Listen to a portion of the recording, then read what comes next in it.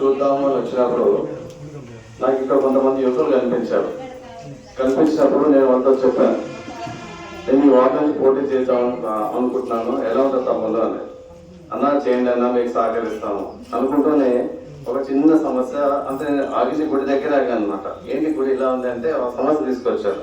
అన్న మా శాశ్వత ప్రయత్నం చేసాం, ఇక్కడ దాకా తీసుకొచ్చాం, ఇంకొంచెం పెండింగ్ ఉంది, మీ సహకారం అందిస్తే గుడికి బాగా డెవలప్ చేద్దామని చెప్పి కొంతమంది నేను ఆ రోజు చూసి నాకు కూడా కొంచెం బాధగా అనిపించింది. ఎందుకంటే మన గురుదేవుడు శివయ్య అన్యాయసారం ఉన్నాడు, మన గురుదేవు నడిపించేవాడు.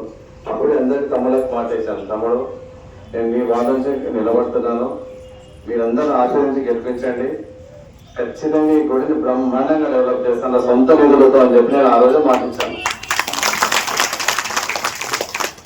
అదే మాట ప్రకారం ఆ రోజు నుంచి ఈ రోజు వరకు ఏ కార్యక్రమం జరిగినా మొదట శివయ్యకు అంజయ్యకి చెప్పి నేను బయటకు వెళ్తాను.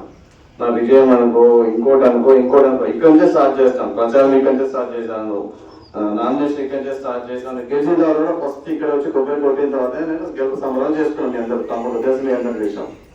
సో అలాగే ఆ రోజు ఇచ్చిన మాట ప్రకారం నేను ఇక్కడ రావడం జరిగింది. మన సిద్ధాంత్ గారిని నేను గెలవడం జరిగింది. అయ్యగారు మన గుడి బాగా డెవలప్ చేద్దాం, మీరు మీ సమక్షంలో అన్లిమిటెడ్ బడ్జెట్ మీకు చెప్తున్నాను అయ్యారు. అన్లిమిటెడ్ బడ్జెట్ ఎంత బాగా చేస్తారో చేయండి, ఈ జనగామకి ఒక తలమణికం కావాలా, మీ ఆధ్వర్యం మాకు మీ ఆశీర్వదించి మాకు చేయించని చెప్పాను. అదే తప్పకుండా సినిమా చేద్దాము, రేపు నేను 8:30, 9 మధ్యన వస్తాను, మనం ప్లాన్ చేద్దామని చెప్పారు. అలాగే ఇంతమంది గుడికి ఎంతో కష్టపడి జాయిన్ వాళ్ళు అయితేంది, సంజయ్ అయితేంది, నరసింహ, రఘు, ఇంకా తమ్ముడు చాలా మంది ఉన్నారు, కాశీ, వాళ్ళందరినీ ఒకటే చెప్పదలుచుకున్నాను. మన అయ్యగారు ముందుంటారు, నేను వెనుకుంటాను. అయ్యగారు చెప్పిన ప్రకారం మీరు చెప్పిన ఒక అయ్యగారు ఎలా ముందుకు తీసుకెళ్ళండి.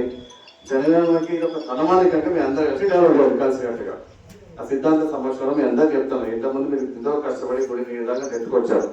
అట్లా ఇంకొక 2-3 ఏళ్ళు మనం కష్టపడి ముందుంటే ఇప్పుడు బాగా మనంగా డెవలప్ చేయడానికి మాకు ఒక అవకాశం ఇచ్చినట్టు ఒక అందరికి మనం కొంచెం టైం స్పెండ్ చేసి మన శ్రావణ అయితేంది, ఎవరో ఉన్నారు పెద్దలు ఇక్కడ, ఎవరు టైం ఉంటారు పాల్గొంచుకోండి దయచేసి.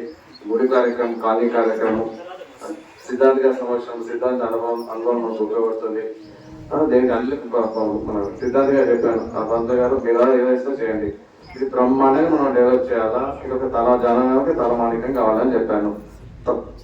తప్పకుండా సినిమా చేద్దామని చెప్పారు. నా మాట వినేసాను, వచ్చాడు. అట్లాగే కాళీవాస్ అందరూ వచ్చారు. అందరికి మరోసారి పేరు ధన్యవాదాలు చెప్పుకుంటూ సెలవు తీసుకుంటాను.